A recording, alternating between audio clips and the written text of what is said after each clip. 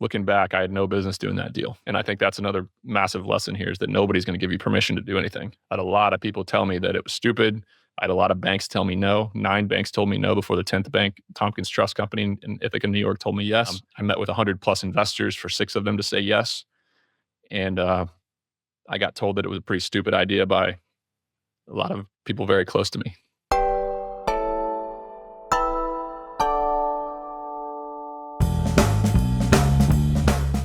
Hello and welcome to this episode of Confessions of a B2B Entrepreneur. My name is Tom Hahn, your host, and today we have a massive episode. We have Nick Huber, who I've learned a shed load from over the last couple of years. He essentially has deep experience running normal, or in his words, sweaty startups, got massive on Twitter, used that audience to leverage raising capital, hiring, building businesses, doing big deals. Recently acquired a company called Somewhere.com for a lot of money. And he essentially has 3 big businesses that sit beneath his massive social presence. So it was so good to learn from him. In this episode, we cover more about how he built the social presence and the impact that it has on the businesses, and then his day to day in those 3 businesses. So epic interview. Before we jump into that, shout out to Fame.so, the producers of the show. If you like a show like this, if you like guests like this, then go to Fame.so, request a proposal.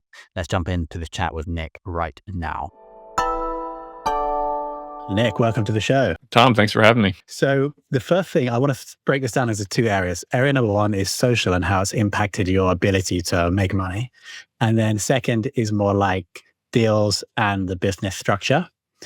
Because obviously I first became aware of you maybe a year and a half ago, primarily, well, probably before that actually, like on MFM a while back. But more a year and a half ago, I was like, wow, how is this guy getting so much attention on X? And what does he do with his what does his business do? So first question is, can you take us back to like that point where you started getting traction on X? And then I want to go through that journey and try and understand more about how you did it. It was the golden era of X, and it's not the same. I'll say that to start with. So the people who want to go to X to grow, I think it's a lot tougher now, especially if you do things my way, which is I'm a natural copywriter. I'm written word first. I'm not video. I'm just not that great at it. I need to do more of it. But really, 2020, 2021, 2022 is when I started getting serious traction. And I did it by having kind of a 2-pronged approach. One, by writing snappy, good copy that was interesting and it rubbed some people the wrong way. I understand that, but if you try to make everybody happy on the internet, you'll end up being boring as hell. And the second part of that approach was just to be radically open about what I was doing. I was screenshotting profit and loss statements. I was showing pictures of my buildings that I was buying. I was talking about my deals. I was talking about the purchase prices, the returns, what our plans were, our business model, how we did what we did in the storage business. And that just hadn't really been done before on X. So yeah, I would start writing threads about business and threads about real estate. And, which for people listening, a thread is a multi-tweet, multi-post, art, style of writing on Twitter. And yeah, thousands of followers started coming in per post. I do the same thing today. And I had maybe 1,000 or 2,000 to 3,000 followers a month. That used to be per day. So, and I already have a massive base. So it's much different now, but that's kind of how it got going. And do you think it's just algorithm changes, like maybe prioritizes written content less? Or I think it's much more about news and virality and video and sports and politics. But there's still some people who are winning and growing on there. So you can study them and look at what they're doing to do that. But it's not my style to kind of just be a relayer of news. I have seen videos of you doing cold plunges. So that's funny because I've been cold plunging for almost 2 years and I think I've put it on the internet once or twice. So yeah, I saw that one. But for you to be able to, and I think the first one that went really viral, but it was something like you're sharing the full acquisition numbers for a site a storage site you're buying, right? So for you to be able to do that, you spent how many years before building the storage company? This is the big thing. You hit me right in what I wanted to say next, which everybody wants to have a following. Everybody wants to build a big following on social media, but in order to do it, you have to be doing something interesting. Everybody is selfish in the whole world. And on social media, they are especially selfish. So they're scrolling Twitter And the first thing that smart business people are thinking on Twitter is, what can I learn from this person? If the answer is nothing, they're going to scroll onward and they're not going to follow you. They're not going to trust you. So I had spent, I guess, 2011 is when I started my entrepreneurial journey in the business Storage Squad. And 2015 is when we started our real estate development. 2017 is when we got that first building open. 2019 is when we bought a couple more buildings. 2020, we bought more buildings. And 2021 is when I started to take off online. So yeah, it's a lot of people get the cart before the horse, and they want to grow a massive following, but they actually haven't done anything yet. The other lever I think you use very well, you mentioned it just now, was controversy. Sometimes, well, I don't want to make that judgment, but I think you said previously that sometimes maybe too much. But can you explain how you use controversy to get more attention? A lot of people on X call me out and get upset about something they call rage bait, which is me making a post to make people upset. And yes, I do have a unique sense of humor, and I'll post a picture of a deck that I added to one of my properties to raise rents. And I talk about how I hire people all over the world for $4 an hour. And I talk about, my kid dropping his ice cream, which was a fake story, by the way. And that does get people super fired up. Those go to hundreds of millions of people. They find their way to Reddit. But for the most part, what I talk about is things I believe. First of all, I hold those opinions pretty loosely. And second of all, in 2021, 2022, it was very against the pendulum was swinging in the favor of the woke mind virus. And I thought all that was total bullshit. So I spoke my mind, and, now everybody's speaking their mind about that stuff. But yeah, it pissed a lot of people off back then. Have you deleted any tweets? I haven't tweeted something that I'm embarrassed about and went back and deleted it. I have deleted tweets that just didn't land right, or I wanted to reiterate and repost a month later or something like that. Yeah, definitely. I use this strategy on LinkedIn, by the way, and it works incredibly well. I've had 20 million impressions on a post, but the one I had to delete was when the hook of the post was about firing someone, and it was the message was good. It's often the best thing to fire somebody, but the volume of hate, I just couldn't deal with it. So more than half the comments were negative. Why you shouldn't firing someone? I love that. I'm not afraid at all to say something that's very true and piss off a lot of the granolas. The other thing that I think you do well on X is build the story. There's a number of your posts are not about business; they're about building the story of Nick Huber, family shots, camping shots, whiskey shots. Is this just you posting something you like, or is this purposeful to help build the aura and the character? There's no plan around those, that's for sure. It's not I need to do 10% family posts, 20% parenting and adventure, and then the rest business or growth. But I am a human, and I do fun things with my kids and adventure, and I think it's fun to post about those. But I do think it's important to be a human on social media, for sure. There's a lot of robots. There's a lot of people who are so protective of their brand that they are very robotic with how and what they're willing to post. I don't know. I like to be myself, because I think when people get a look into my mind, they really understand my values. They understand who I am. They understand how I think. And that builds a lot of trust for people who end up wanting to become customers of my companies, investors in my storage portfolio, go deeper with me on a professional or personal level. So, and then I guess if we talk about the next phase of kind of after 2020, 2021 of that growth, it exploded my career on the back end, because people saw me talking about storage, and then we got offline and had lunch or dinner or flew to meet each other or had a couple of video calls to get to know each other. And the next thing I know, I raised $40 million and buy $100 million worth of storage in 2020, 21, 22. So just built a real estate private equity firm on the back of me being a shit poster on Twitter. We're going to get to the business and the money stuff. Final question on X is, you are excellent at writing clearly and succinctly. Was that just practice, or do you have any tips for anyone trying to do it? Definitely came natural to me. I was good at it, and I practiced a ton, both. But some of my friends who are way higher level entrepreneurs than me, they're way more charismatic than me, they're better leaders than me, they're better speakers in person than me. They get in front of a computer and the words just don't come. I have to lock my phone in a box at 5 p.m. to stop, because the words just keep coming. I have a notebook by my, sauna. I have a notebook by my bed. I have a notebook outside of my shower, because I can't stop thinking in terms of short, succinct, points or lessons or stories, and it bleeds all the way over to the way I wrote my book. My editors got the first copy of it and they're like, Nick, this is not a book. This is 300 tweets put together. And it was a lot of work to go back and tell a story in the book, but you read it and it reads like my Twitter. It's short, succinct, to the point. So I think I've gotten a lot of positive feedback about it's my style, right?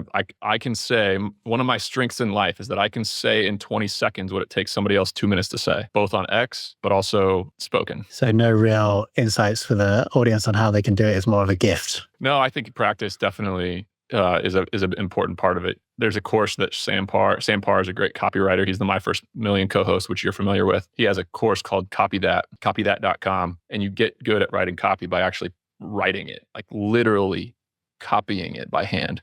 Benjamin Franklin, that's how he wrote copy. He copied the great copywriters. That's why it's called copywriting. So yeah, get your computer out and retype my tweets until it starts to come. We will link to copies that in the show notes.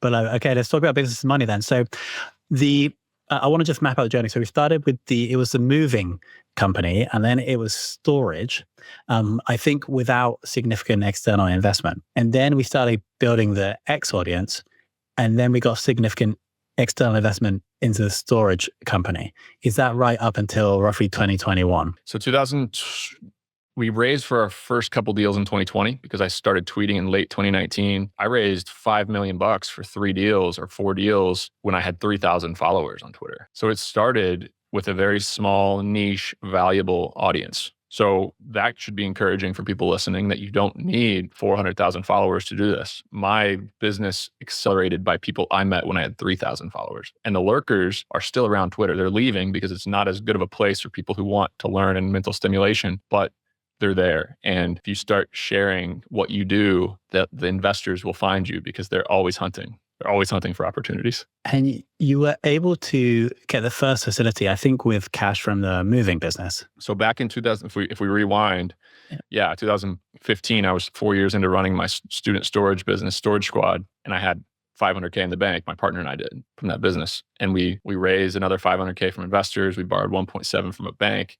And we built a self-storage facility for $2.9 million. Opened the doors in 2017, and that one deal has been a total life changer for me. It's worth $8 to $10 million now. We've bought out our partners. We've refinanced it a couple times. We've pulled millions of dollars of tax-free capital out. I mean, that's the sweaty startup story, right? Is I didn't start a tech startup. I didn't try to change the world. I did what thousands of other people were doing, and I built a self-storage facility. And that one deal made it so that if I wanted to live frugally, I could never had to work again. And search Sweaty Startup on Amazon, by the way, for the new book that we'll talk about later.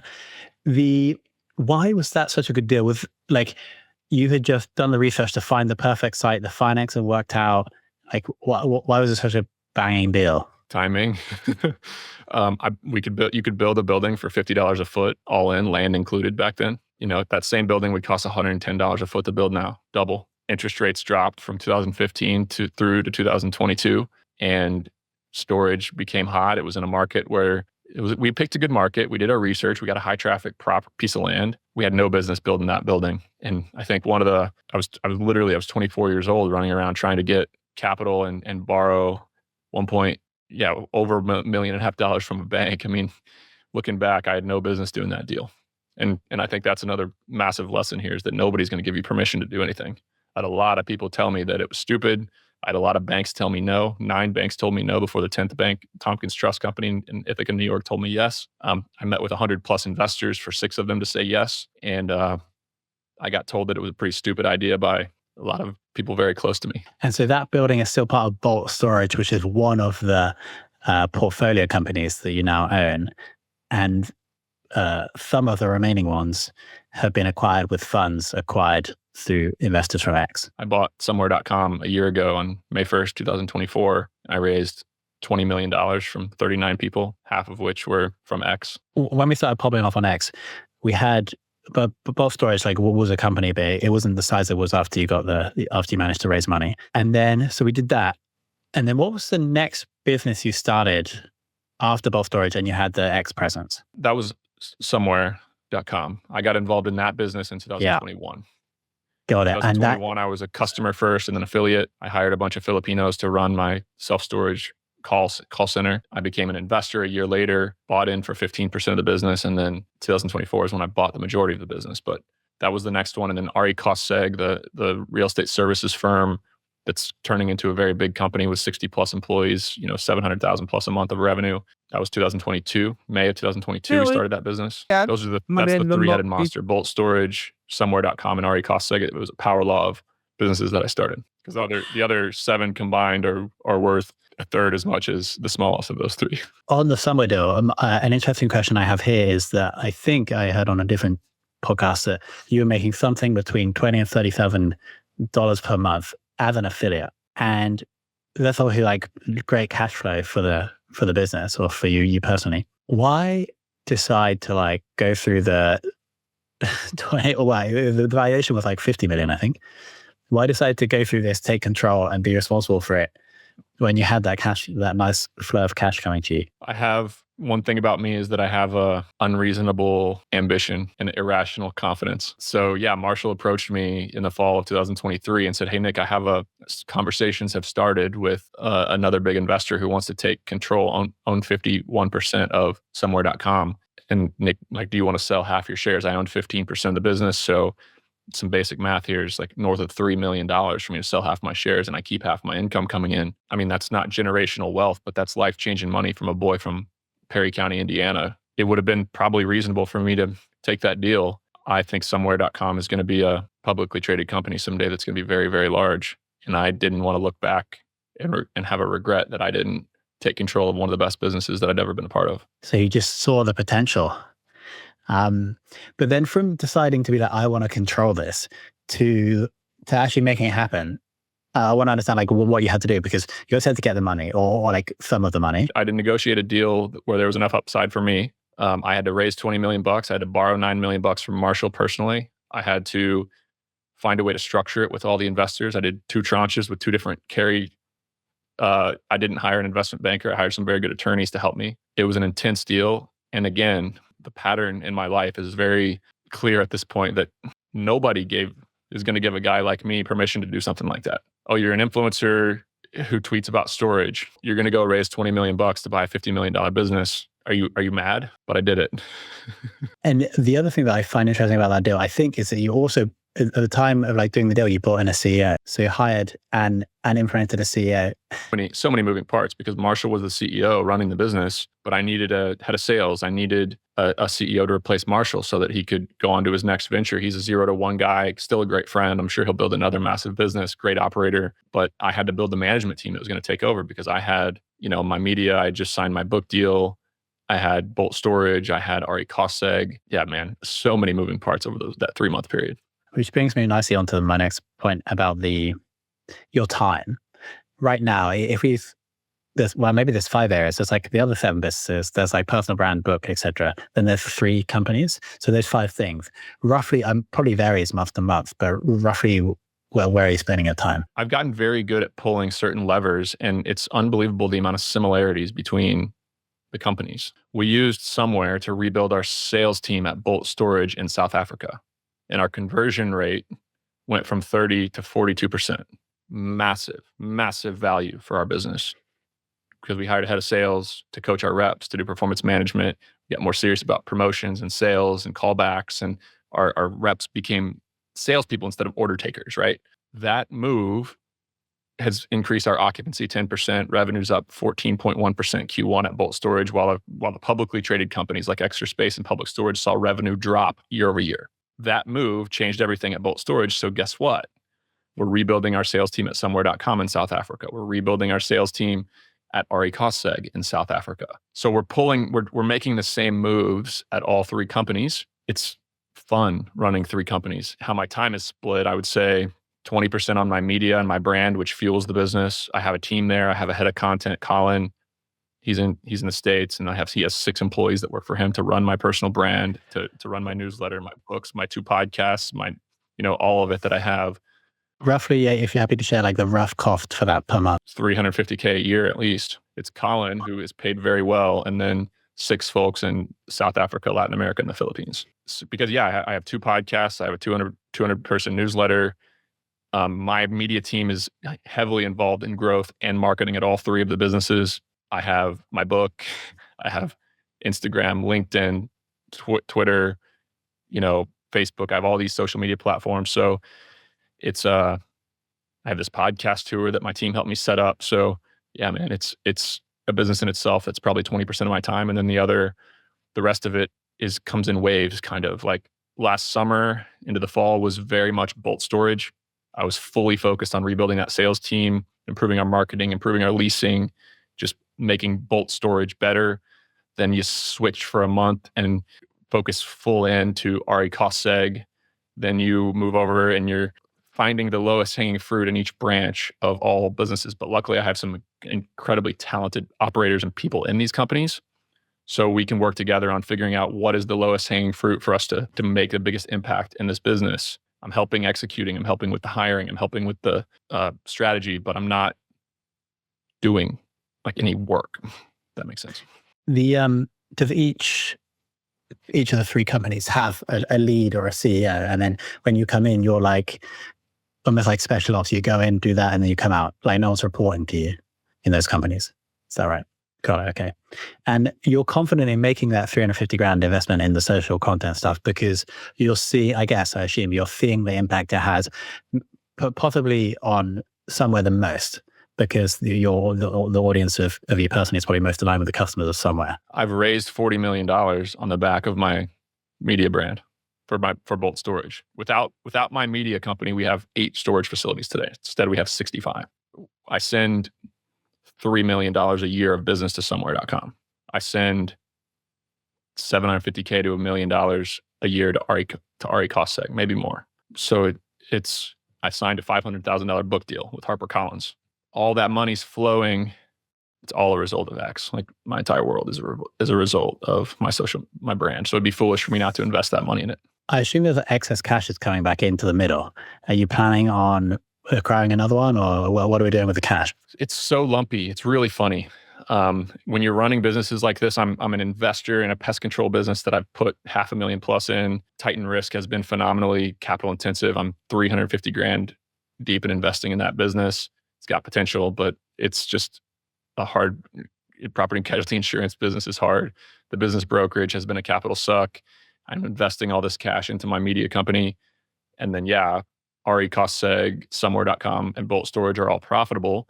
But at Bolt Storage, interest rates doubled, and my promote shrunk from $50K a quarter personally to $20K a quarter personally. Cash flow virtually went away. Then at somewhere.com, we have our busy season, which is May, June, July, August, where we are rocking and rolling, and I'm making $100,000 a month or so from those businesses.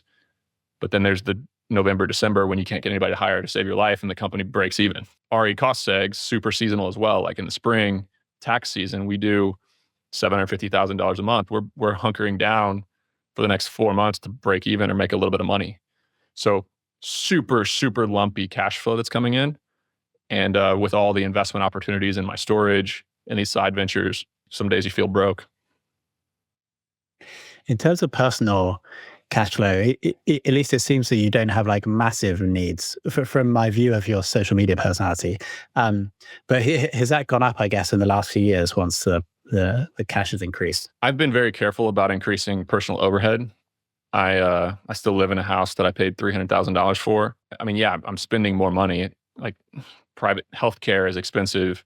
Found out my mom was stressed and working for $14 an hour, so we changed that. Like little things like that add to the overhead. But I didn't buy a $3 million beach house. I didn't join an exclusive, mountaintop country club with a big house in it. So I've been very careful about increasing my burn. So I could cut if things really slowed down, I could cut my annual burn to under $200,000 a year. Nice.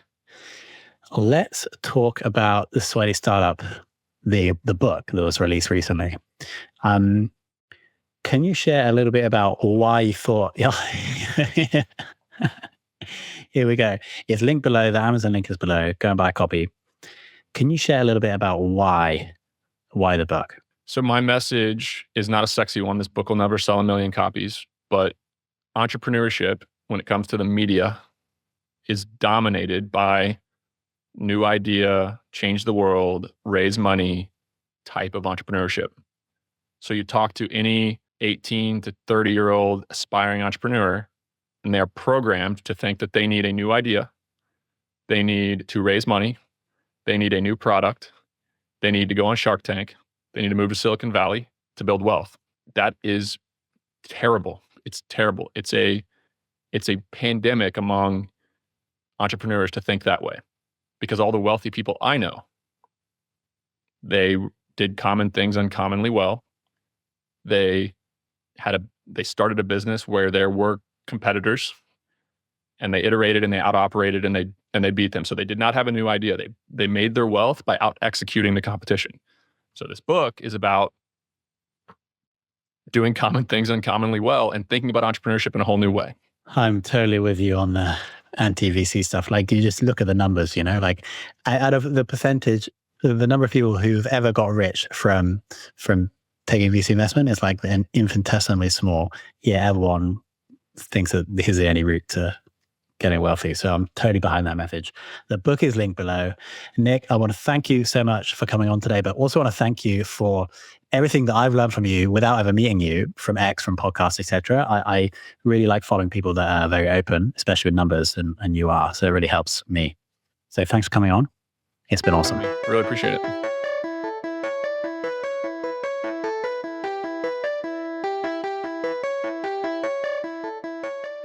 All right, team, what do we think? Epic. I love how open Nick is as well about all the numbers. Super useful for anyone trying to do a similar thing. So Nick's book recently released, Sweaty Startup. Go and check that out. It'll be linked below. I highly recommend it. Obviously, massive shout out to Nick for coming on the show. Shout out to Fame for producing this episode. And thanks to you for listening.